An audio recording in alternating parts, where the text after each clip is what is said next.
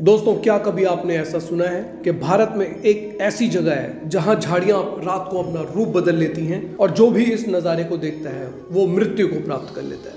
जी नमस्कार दोस्तों, आप सभी का फिर से बहुत बहुत स्वागत है आपके अपने प्रिय चैनल में, जहां आपको रोचक और अद्भुत बातों की जानकारी मिलती है।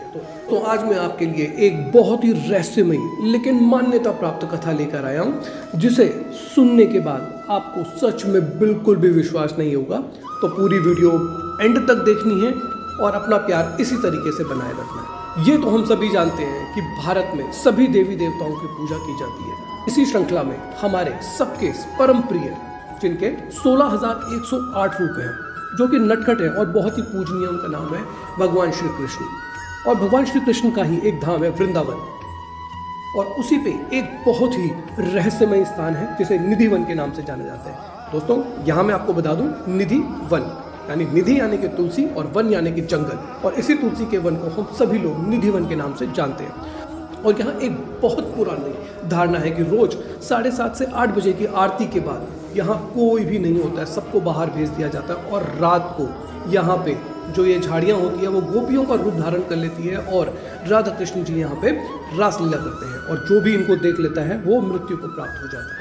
दोस्तों, आपको एक बात बताना चाहूँगा, हमारे घर में जो हम तुलसी लगाते हैं उसे श्यामा रामा तुलसी के नाम से जाना जाता है, लेकिन जो तुलसी यहाँ निधि वन में मिलती है उसे वन तुलसी के नाम से जाना जाता है। मान्यता के अनुसार गोपियों ने श्री कृष्ण भगवान जी से कहा था कि वह हमेशा इसी धाम में रहना चाहती हैं, हमेशा कृष्ण जी के आसपास रहना चाहती हैं। तो श्री कृष्ण भगवान ने उन्हें तुलसी रूप प्रदान कर दिया और यह वरदान दिया कि आप दिन के समय यहाँ पे तुलसी के रूप में रहेंगी, और जैसे ही शाम होगी, पूजा का अर्चना खत्म होगी, तो आप लोग गोपियों का रूप धारण कर लेंगे।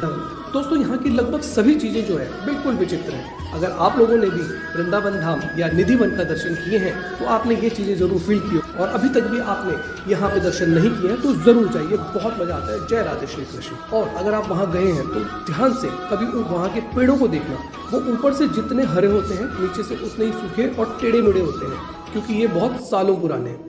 क्या मान्यता है, देखिए, ऊपर से हरे और नीचे से टेढ़े मेढ़े, धरती पे झुके हुए, जैसे वृंदावन की भूमि को वो चूम रहे हैं। इसीलिए कहा जाता है कि वृंदावन के वृक्षों का मरहम न जाने कोई, डाल डाल के पात पात पे राधे राधे होए। दोस्तों, जब स्वामी हरिदास जी ने यहाँ पे तपस्या की थी तो उनको यहाँ पे 2 मूर्तियां प्राप्त हुई। एक जो मूर्ति थी वो कुंज बिहारी की थी, जब तक वो वन में रहा करती थी। जब उसको वन से निकालकर आगे मंदिर में स्थापित कर दिया गया तो वही मूर्ति जो और वही धाम जो है बांके बिहारी के नाम से जाना जाने। तो बोलो बांके बिहारी लाल की जय।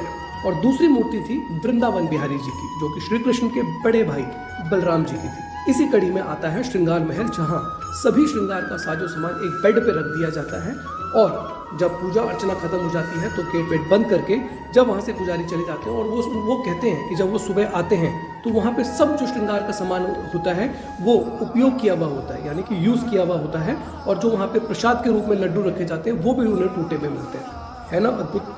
तो और इसकी एक रोचक कहानी और है। एक बार भोले भंडारी जी भी वृंदावन धाम में कृष्ण जी के दर्शन करने के लिए आए, तो गोपियों ने उन्हें रास्ते में रोक दिया और कहा, यहाँ केवल श्री कृष्ण के अलावा कोई भी पुरुष नहीं आ सकता है। तब स्त्री रूप में वहाँ आए, कोई भी गोपी उन्हें पहचान नहीं पाई, लेकिन श्री कृष्ण जी ने उन्हें पल भर में पहचान लिया और उन्होंने उनका स्वागत करते हुए कहा, आइए गोपेश्वर जी। इसलिए अब की बार जब आप वहाँ जाओगे तो ये जरूर ध्यान रखना कि वहाँ आज भी शिव जी का मंदिर है गोपेश्वर जी के नाम से। तो दोस्तों, कैसे लगी आपको मेरे द्वारा दी गई ये जानकारी?